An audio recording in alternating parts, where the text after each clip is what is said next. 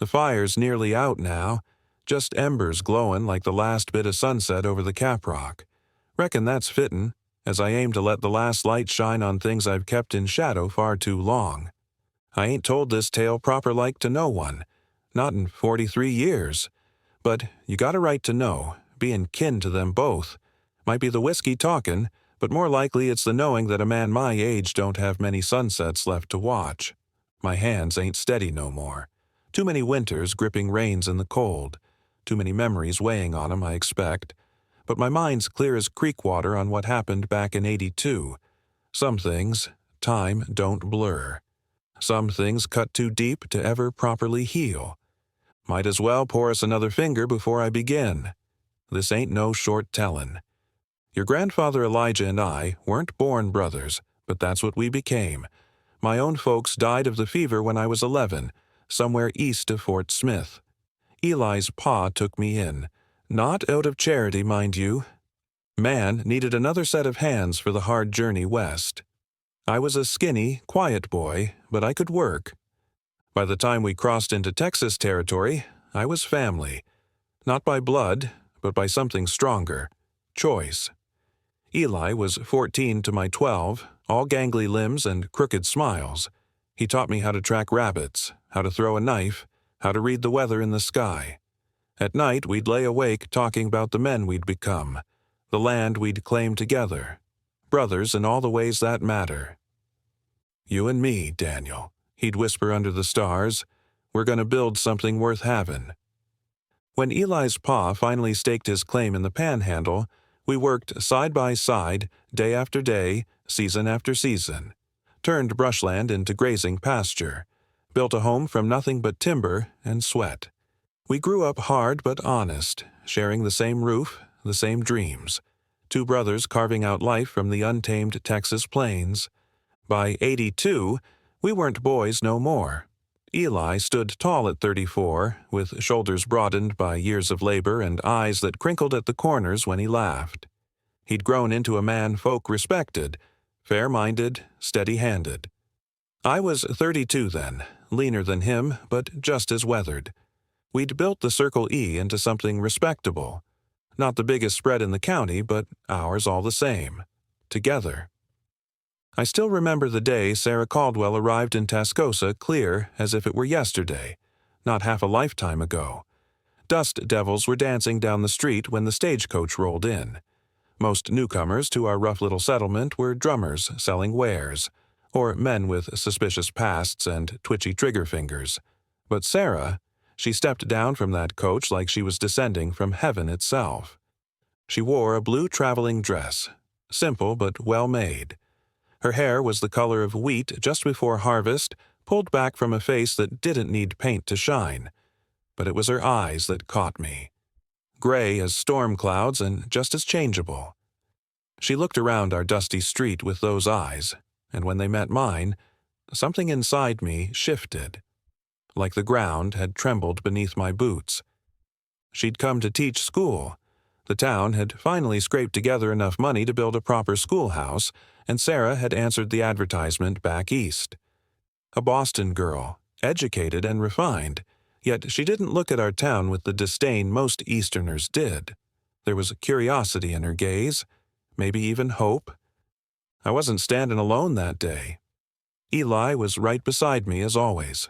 We'd come to town for supplies, and there we were, two sunburnt ranchers with trail dust in our creases, staring at this vision who'd appeared in our hardscrabble world. Lord have mercy, Eli whispered. I couldn't even find words.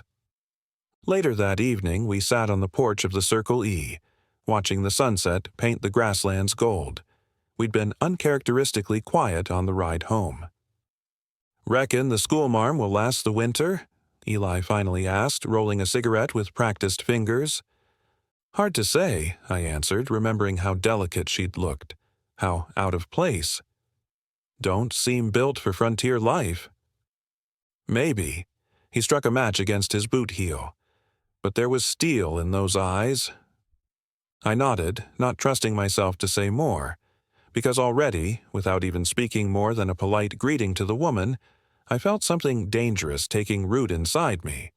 something I had no right to feel, because Elijah was the one who should be thinking of a wife. He was the one who'd built this place, who held the deed in his name. I was just the brother he'd taken in, the one who'd always followed where he led. I told myself it was just surprise at seeing someone so fine in our rough country. Nothing more. But I dreamt of gray eyes that night, and I woke ashamed. The weeks that followed saw both of us finding excuses to ride into town more often than we'd ever needed to before. Suddenly, the general store didn't have the right kind of nails. The saddle needed special attention from the leather worker. We required more frequent updates on cattle prices at the saloon. And every visit, we'd managed to cross paths with Sarah Caldwell. She took to frontier life better than either of us expected, set up her little schoolhouse with determined efficiency, stood up to the town drunk when he caused a ruckus too close to her students, won over even the most skeptical ranchers' wives with her genuine interest in their lives. She wasn't playing at being frontier, she was becoming it, without losing that gentle refinement that set her apart. Eli spoke to her first, proper-like, introduced himself after church one Sunday, doffing his hat with uncharacteristic formality. I hung back, suddenly tongue-tied, but she looked past his shoulder and smiled at me, and I had to step forward. "This here's my brother Daniel," Eli said, pride in his voice as always when he called me brother. "Mr. Reed," she said, extending her hand. Her skin was softer than anything I'd touched in years. "Ma'am," was all I managed. "Daniel helps me run the Circle E," Eli continued. "Best horseman in the county, and the only man I trust to have my back in a fix." I remember the warmth that filled me at his words, even as something cold and sharp twisted in my gut, because I knew, watching him watch her, that Eli was already falling, and, God help me, so was I.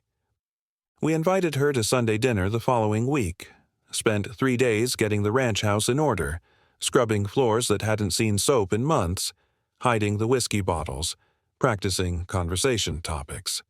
2 grown men, acting like schoolboys. She arrived wearing a green dress that made her eyes look like spring grass after rain, brought an apple pie she'd baked herself, said all the right things about our humble home, laughed at Eli's exaggerated stories of our boyhood mishaps, asked me thoughtful questions about the horses I raised. After dinner, I played the old guitar while Eli sang. He had the better voice between us, always did. I just picked the strings and watched her watching him, her face soft in the lamplight. The way it should be, the natural order of things.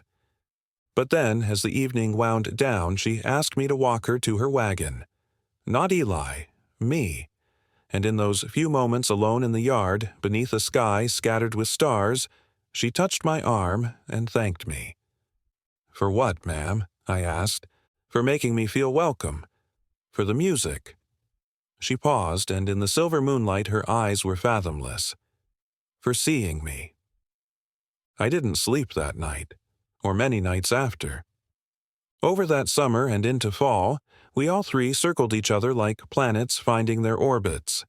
Sarah became a regular visitor to the Circle E. She'd bring books to loan, or fresh-baked goods, or simply her presence.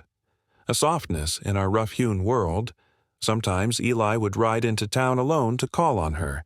Sometimes I would encounter her by chance in the general store or leaving the post office. And sometimes, God forgive me, I'd find reasons to linger after school let out, offering to fix a loose shutter or carry heavy texts. In those quiet moments, we'd talk. Really talk, in ways I never had with any woman. About books she'd read, about the stars and what might lie beyond them, about the dreams that had brought her west. "I needed something real," she told me once, sitting on the schoolhouse steps as the afternoon light turned golden around us. Back east, everything felt prescribed, every day mapped out before I'd even lived it. I understood that hunger for something genuine. Hadn't Eli and I built our lives around it? "And is it?" I asked. "Real enough?" She looked at me then, a long look that went right through me. "Yes," she said simply. more real than I sometimes know what to do with.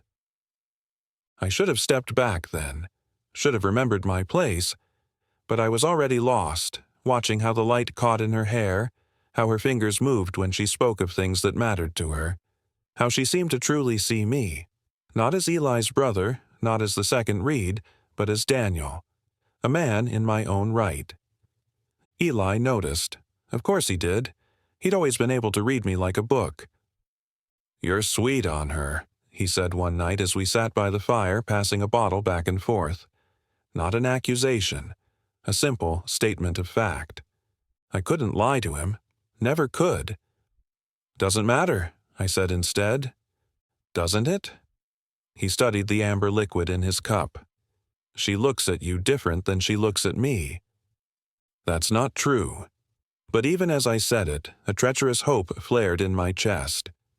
"I aim to ask her to marry me come Christmas," he said quietly. "Want you to know that." The words hit me like a physical blow. But what right did I have to feel that way? This was Eli, my brother, my savior, the man who'd given me everything I had in this world. The ranch was his. The future was his to claim. I forced myself to raise my cup. She'd be a fool to say no. He smiled, but it didn't reach his eyes. For the first time in our lives, something stood between us. Something neither of us knew how to name. October painted the grasslands with gold and amber. The air turned sharp with the promise of winter, and the space between Eli and me grew wider, filled with things unsaid. I threw myself into breaking the new colts, spent days in the saddle until my body ached and my mind was too tired for dangerous thoughts. Eli rode into town more often, courting Sarah properly with flowers from Mrs. Peterson's garden and small gifts ordered special from the catalog.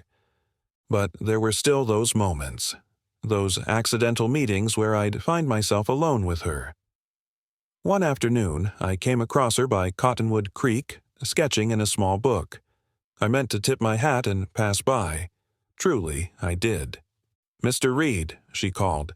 "Daniel. Please, I could use your perspective."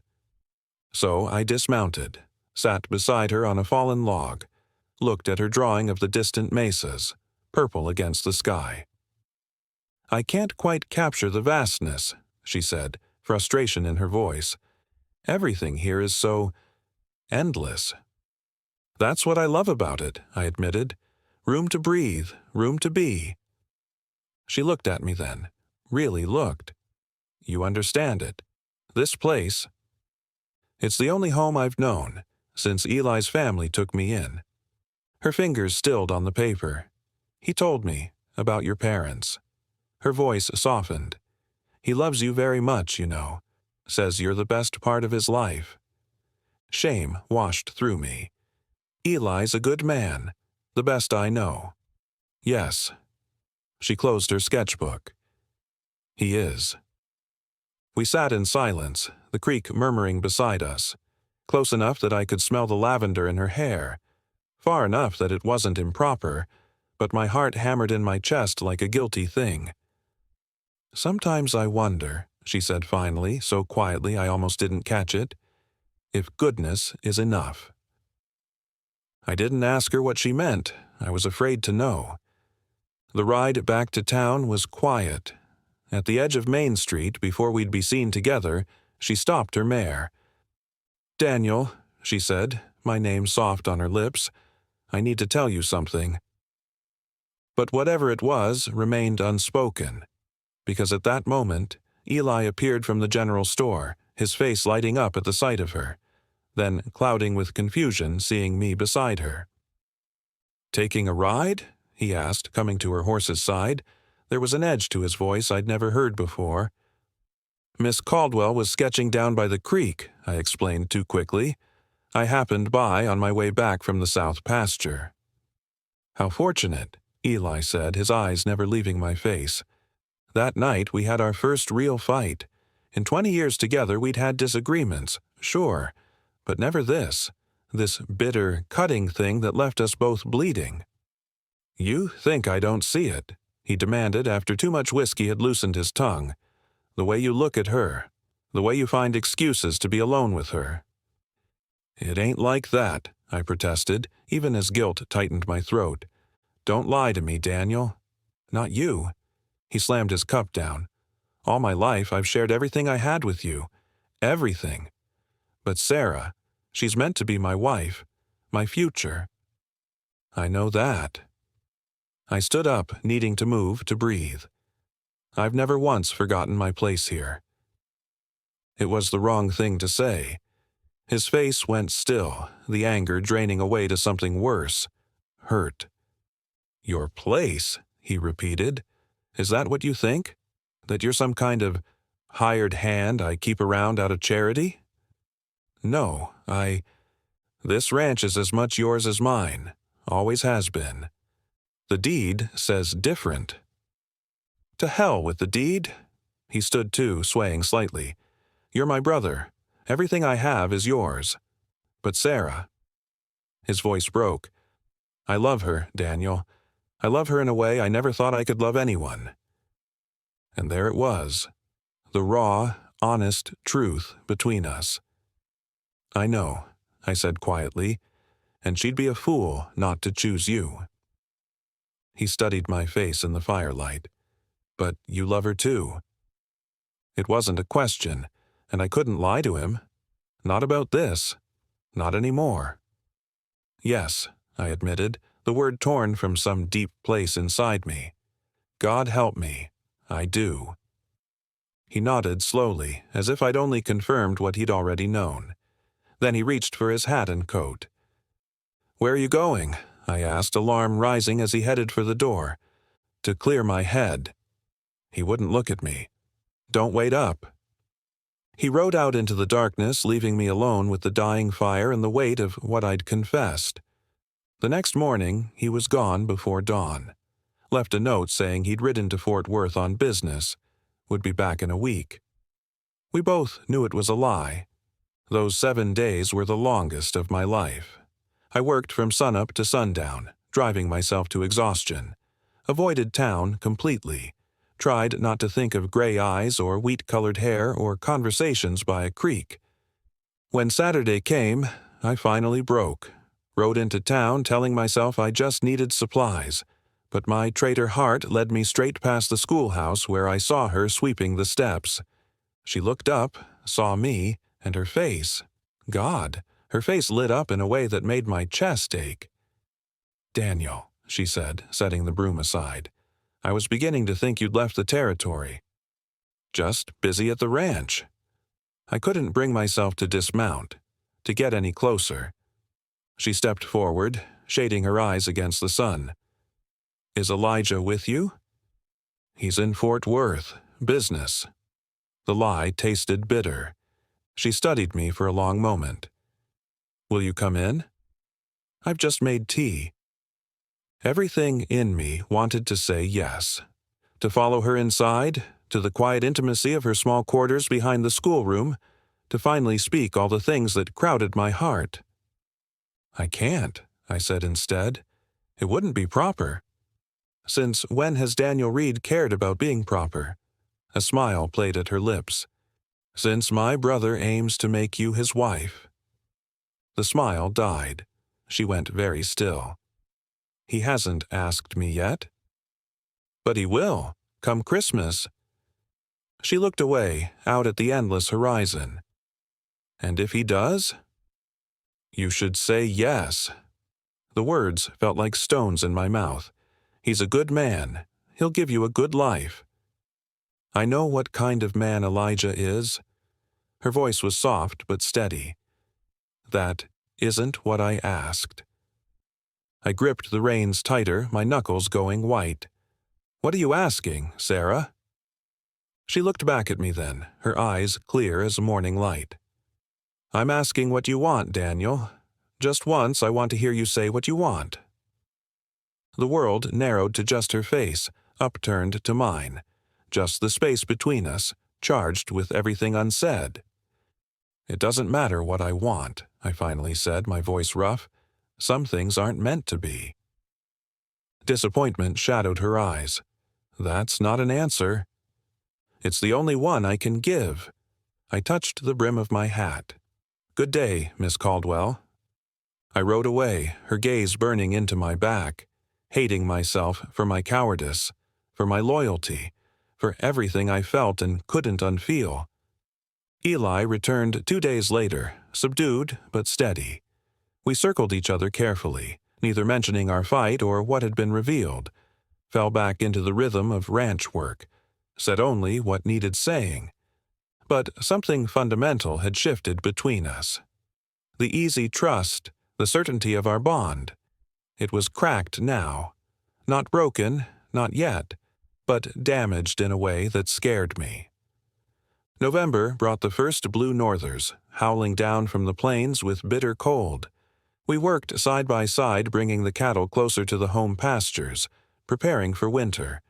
And all the while, the unspoken thing grew between us like ice forming over a pond.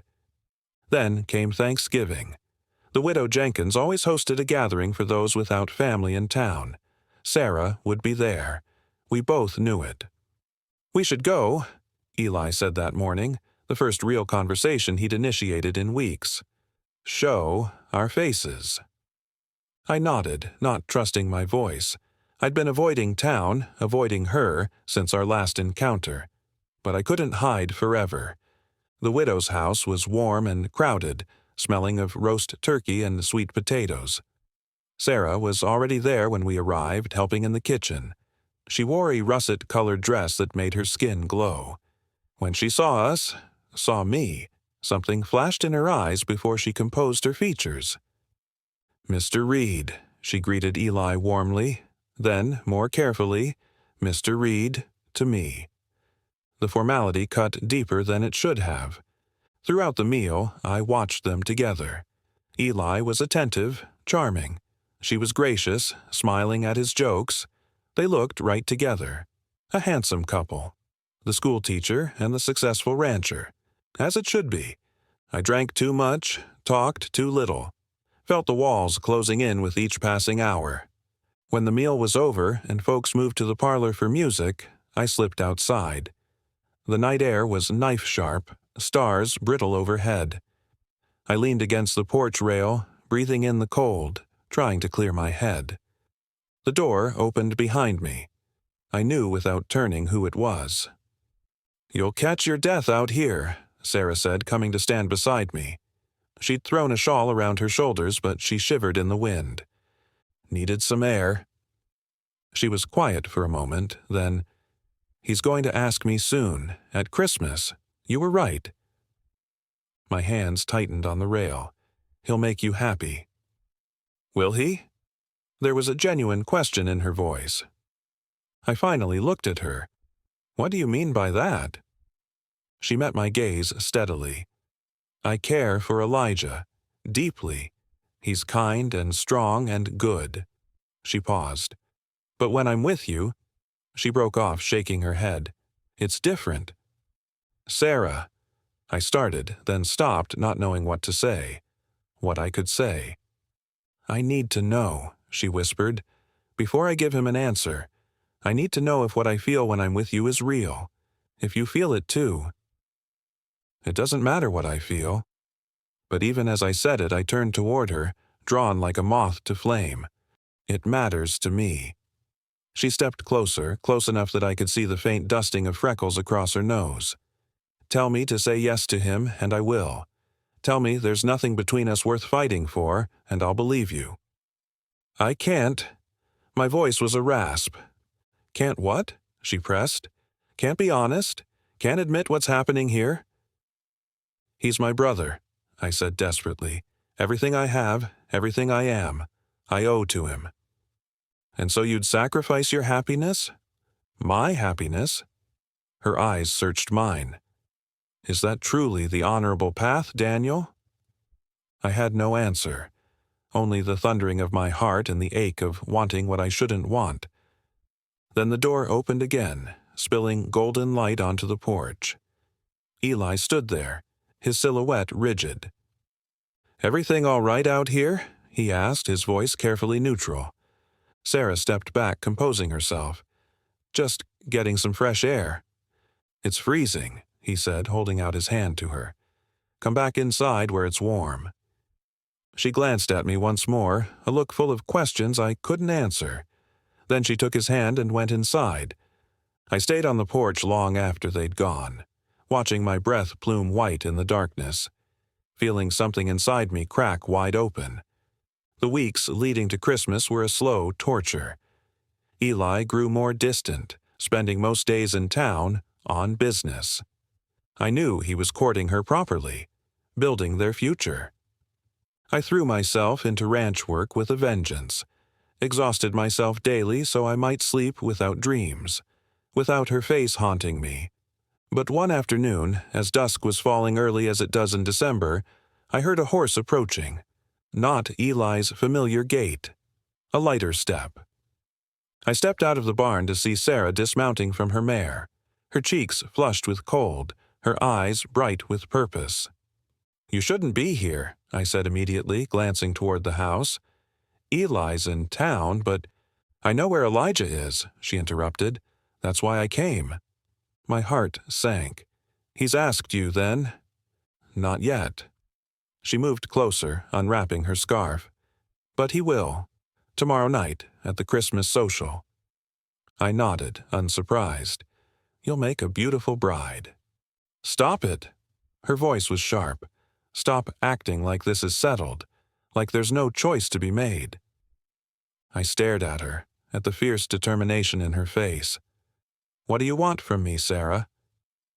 "The truth," she said simply. "Just once, before I decide the rest of my life, I want the truth from you."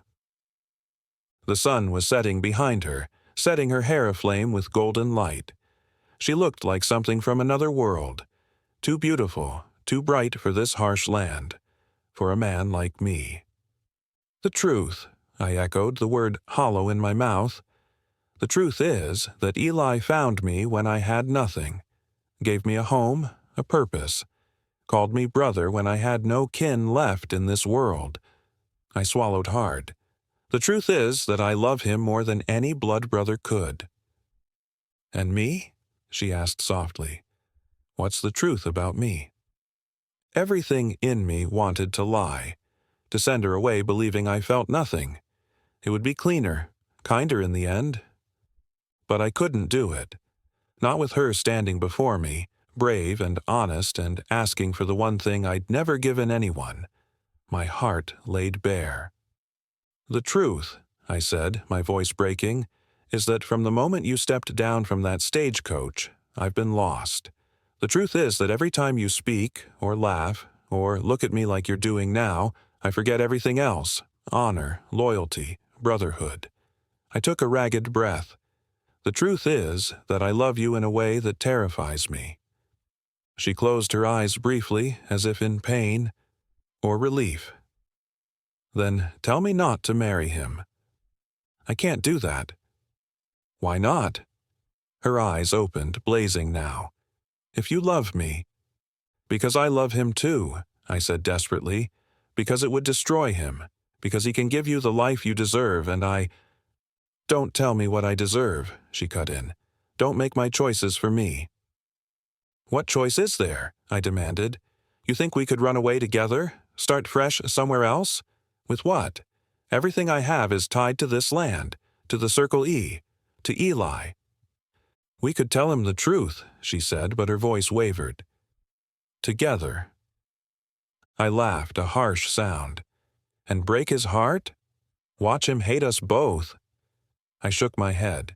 "I can't do that to him. I won't."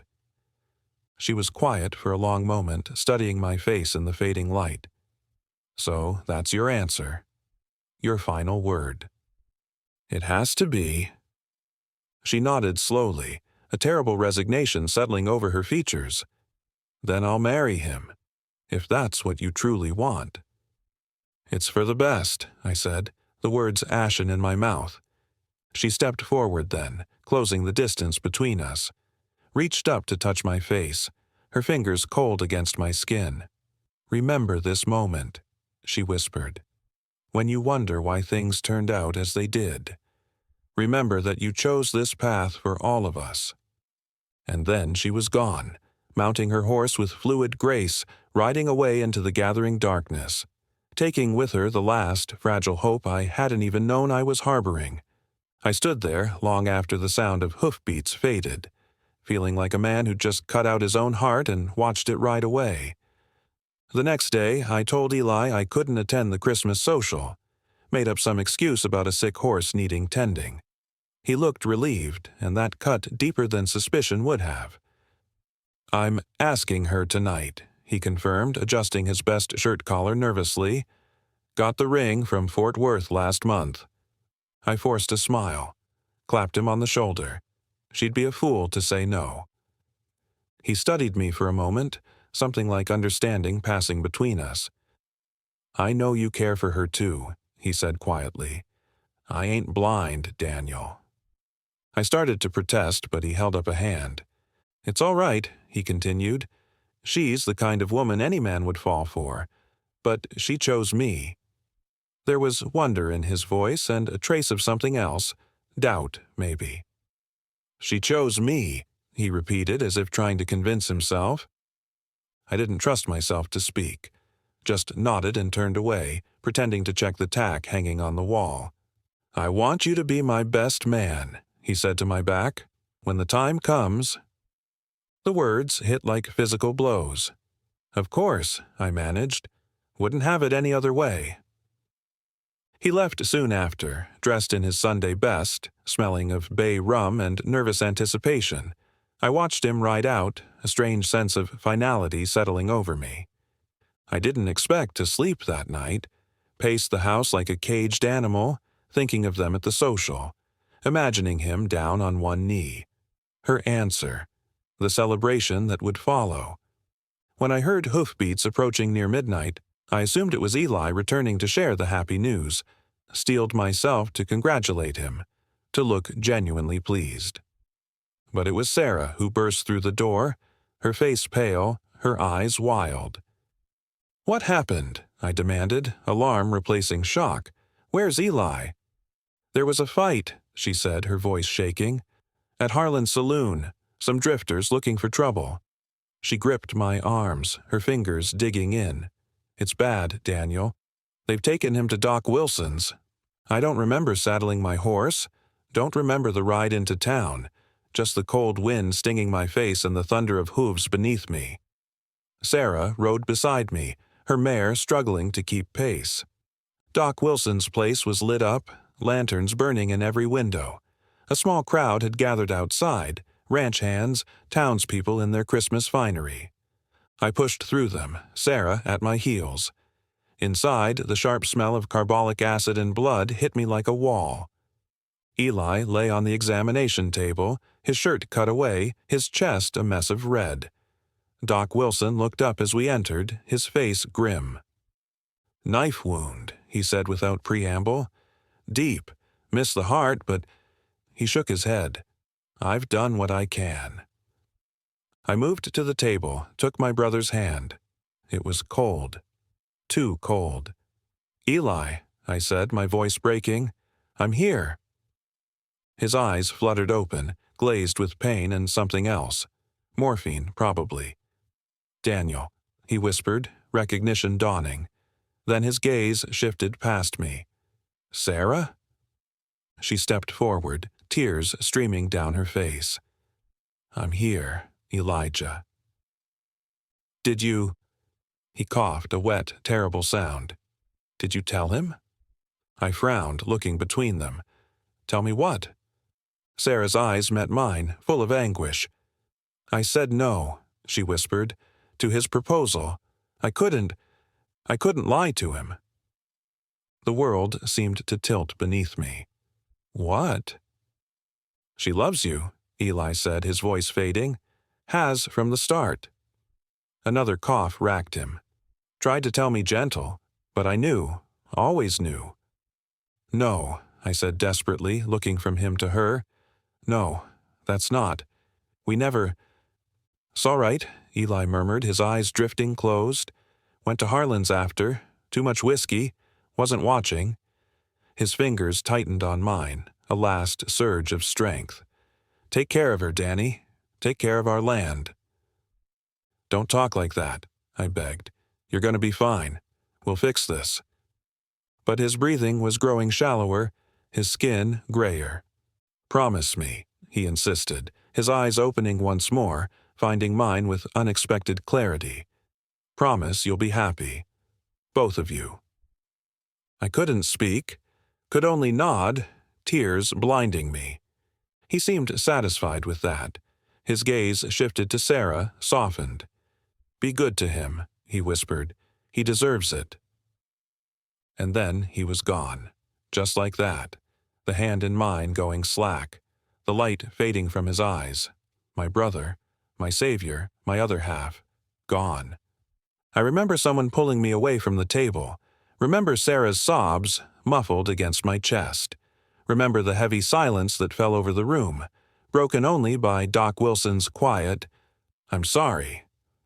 But mostly, I remember the hollow feeling that opened up inside me.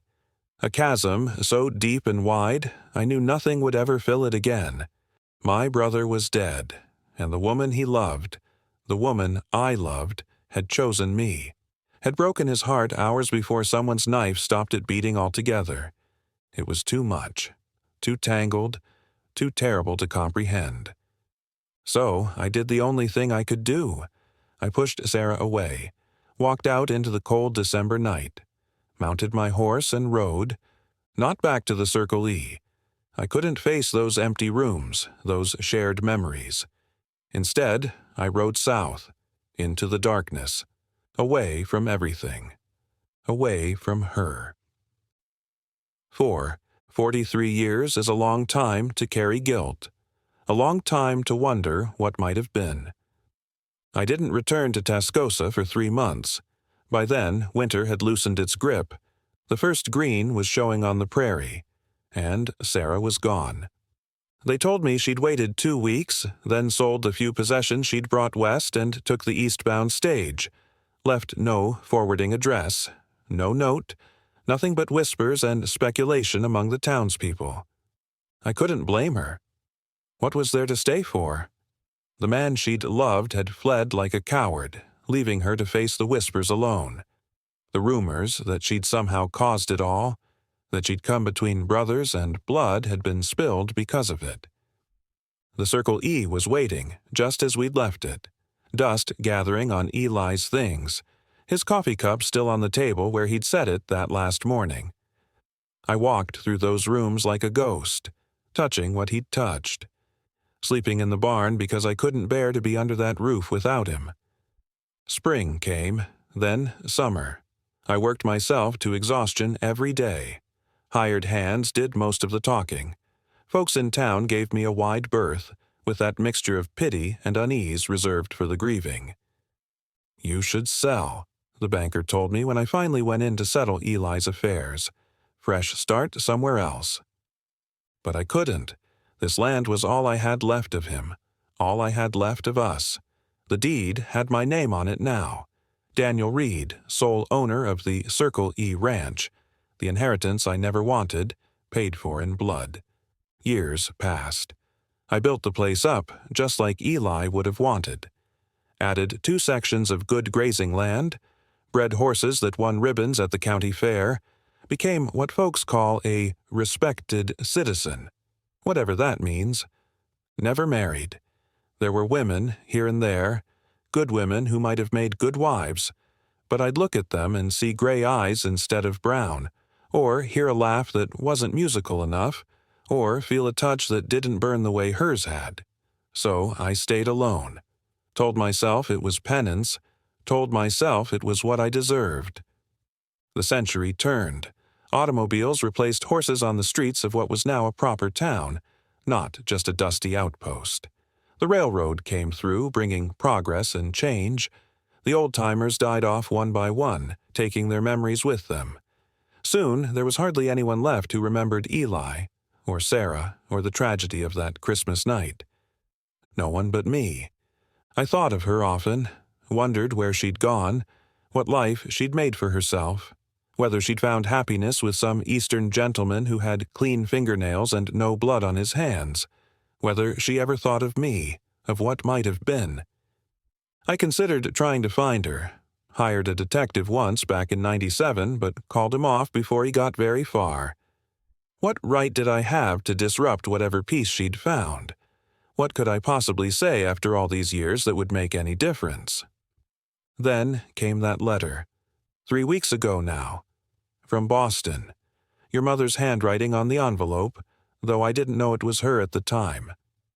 Sarah had died, the letter said, peacefully in her sleep. She'd been a widow for many years. Yes, she had married, had children, grandchildren, had lived what by all accounts was a full and satisfying life. Among her personal effects was a packet of letters. Letters she'd written to me over the years but never sent. Letters your mother found and read, learning for the first time the truth of her mother's first love. The real story behind the faded photograph of a young cowboy she'd kept hidden in her Bible all these years. Your mother wrote that she felt I should know, that Sarah had spoken of Texas sometimes with a faraway look in her eyes, that in her final days she'd called out a name in her sleep. My name. And so here we are.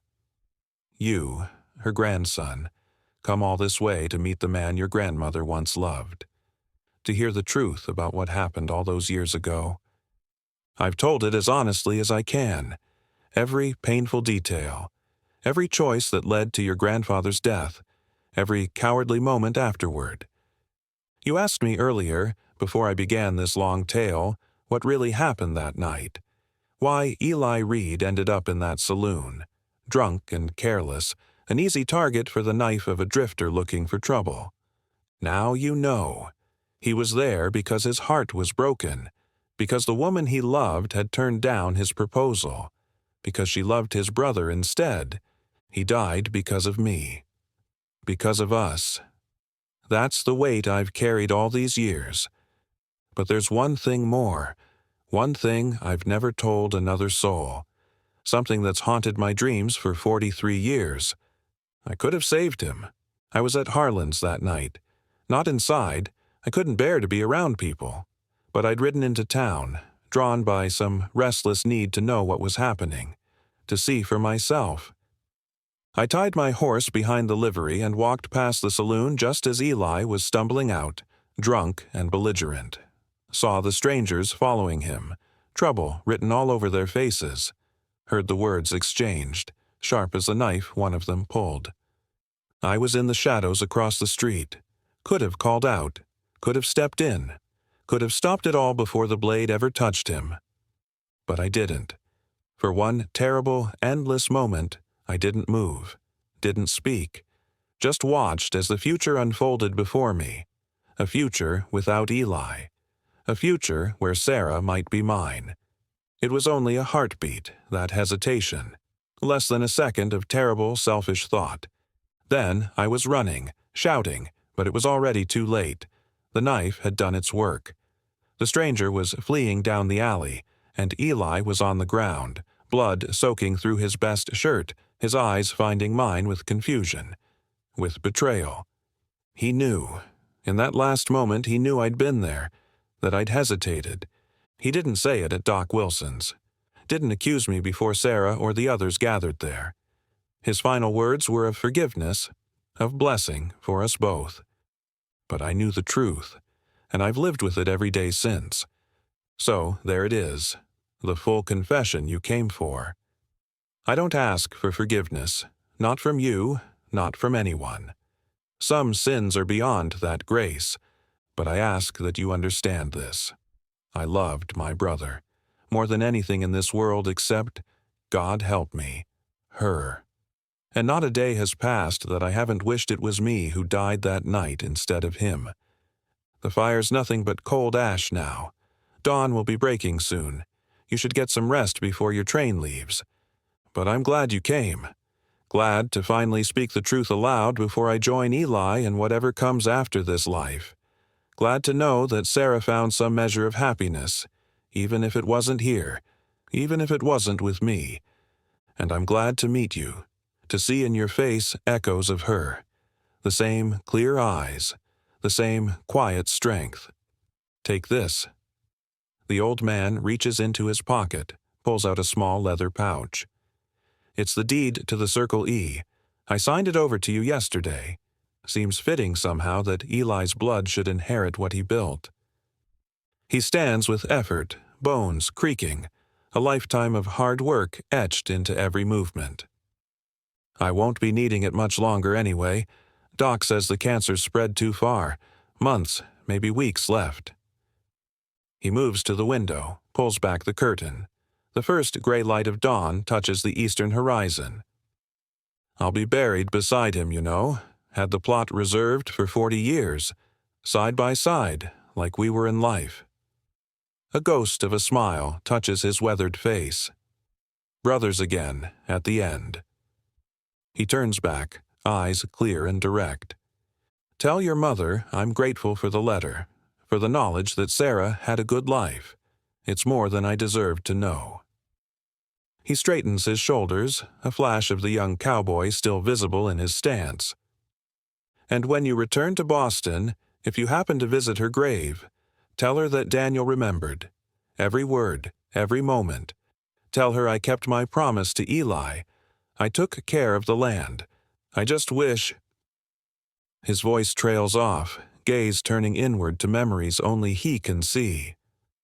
Well, no use wishing for what can't be changed. That's the lesson of a long life, if there is one. We make our choices, and then we live with them, for better or worse, till the end of our days. The old man falls silent, watching the sunrise spill gold across the plains of Texas, across the land that was his home, his burden, his penance. The land that will soon pass to new hands, while his story fades into legend, then whisper, then dust. Just like the love that burned too bright, just like the guilt that burned even brighter. Just like him.